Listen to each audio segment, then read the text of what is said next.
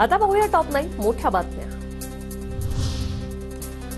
आमची शिवसेना मवियापासून वेगळी होणार नाही, विधानसभेत तिन्ही पक्षांना धक्का बसला। पराभवाची कारणं एकत्र बसून शोधू, संजय राऊतांची माहिती।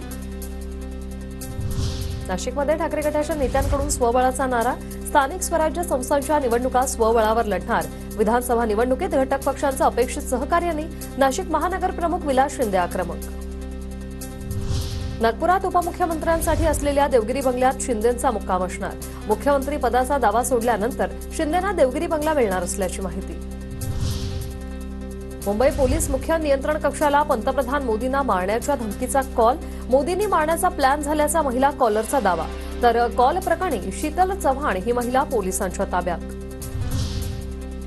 प्रियंका गांधींनी घेतली खासदारकीची शपथ, वायनाडमधून निवडून आल्यानंतर संसदेत संविधानाची प्रत हाती घेतली शपथ। संसदेत दाखल होताना गांधी कुटुंबियांची उपस्थिती। आमदार अमशा पाडवी यांच्या विजयी मिरवणुकीत तरुणांचा मोठा राडा, बँडच्या तालावर नाचताना तरुणांचे 2 गट भिडले। दिसेल त्याला मारा सुटलेल्या तरुणांमुळे पाडवींच्या विजयी मिरवणुकीला गालबोट। ईव्हीएमच्या मुद्द्यावर राज ठाकरे मवियाला साथ देणार नाहीयेत। राज ठाकरे आपली लढाई स्वतंत्र लढणार। 2018 मध्ये ईव्हीएम विरोधातील लढाईला मला साथ दिली गेली नव्हती, पुण्यातल्या बैठकीत राज ठाकरेंची भूमिका।